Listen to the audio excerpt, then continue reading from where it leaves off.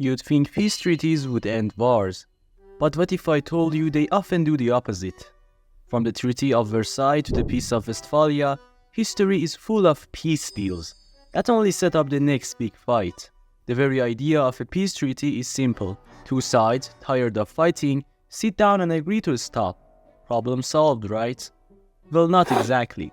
In reality, peace treaties have a funny way of being more like a pause button than a full stop. They give everyone a chance to catch their breath, sure, but they rarely address the root issues that caused the war in the first place. It's like putting a band-aid on a gaping wound. Beneath the surface, the tensions remain, unresolved and waiting to erupt again. It's the ultimate paradox. Treaties that are supposed to bring peace often end up fueling the next wars. And to demonstrate just that, let's take a look at some historical examples. And for that, we'll start with the poster child of backfiring peace treaties, the Treaty of Versailles. After World War I, Europe was in ruins.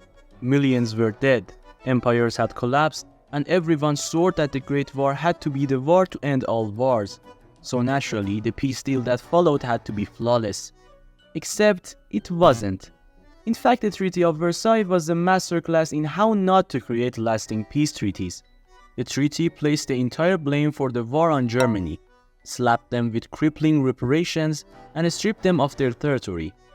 Oh, and just for good measures, they threw in a humiliating war guilt clause, which basically said, Germany, this is all your fault. Germany, shocked, broke and humiliated, was left seething with resentment. And as history shows, nothing breeds future conflicts quite like a country that has been publicly humiliated. Fast forward a few years when Adolf Hitler rises to power, feeding off the bitterness and anger created by Versailles. His message? Germany had been betrayed, and it was time to reclaim its former glory. We all know how the story ends, with the deadliest conflict in human history, the Second World War. Now let's rewind a bit to another classic case of peace gone wrong, the Congress of Vienna in 1815.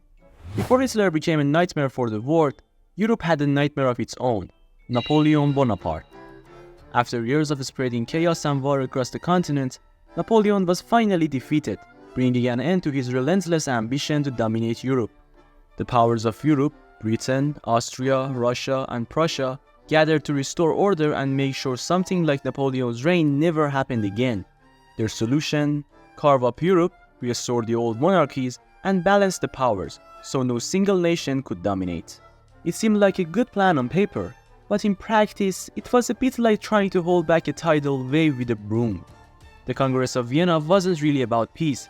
It was about trying to shove revolutionary ideas like nationalism and liberalism back into Pandora's box, which brings us to the point mentioned earlier.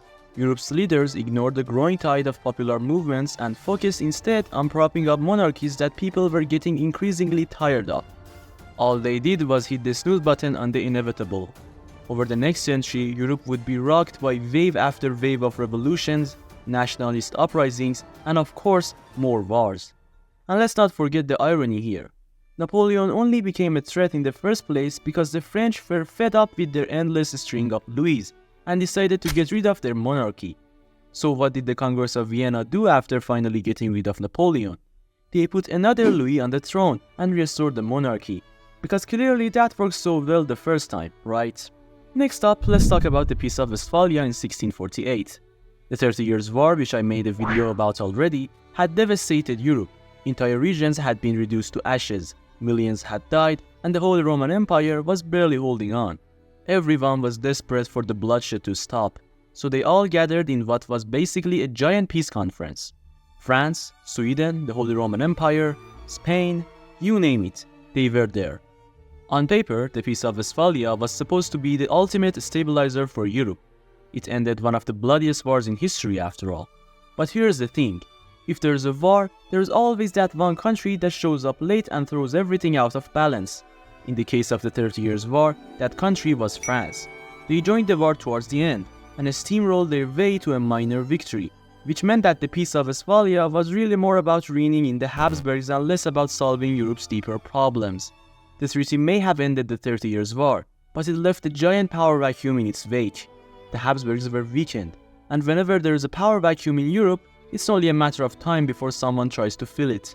This imbalance set the stage for future conflicts, like the War of the Austrian Succession a century later. But wait, there's more. Sometimes peace treaties don't backfire because they punish the losing side too harshly.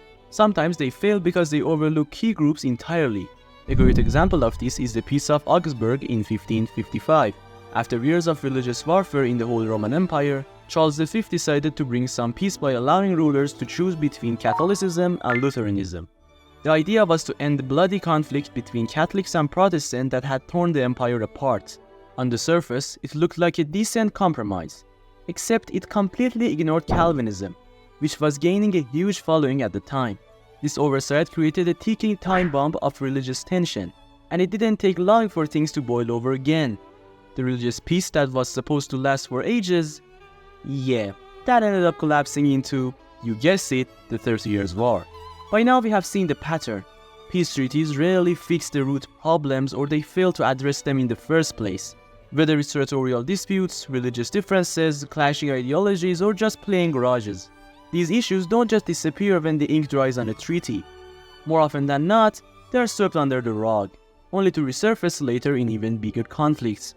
It's the ultimate paradox. The treaties that are supposed to bring peace often sow the seeds for the next wars.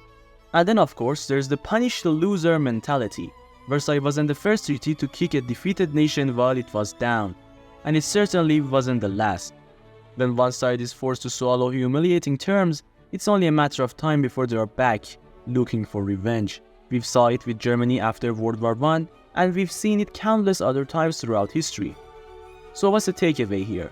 It seems that peace treaties don't always bring peace. Instead, they create a temporary ceasefire before the next inevitable conflict. In the end, peace is messy and complicated. You can pause the fighting, but unless you address the deeper causes, it's only a matter of time before the next war breaks out. Maybe peace isn't the absence of war, it's just a break before the next one. Because apparently peace is just humanity's way of saying, see you at the next war. So what do you think? Can a peace treaty ever really last? Or is history just one big to be continued? Let me know in the comments below. And don't forget to like, share, and subscribe for more tales of humanity's endless cycle of war. And peace, I guess.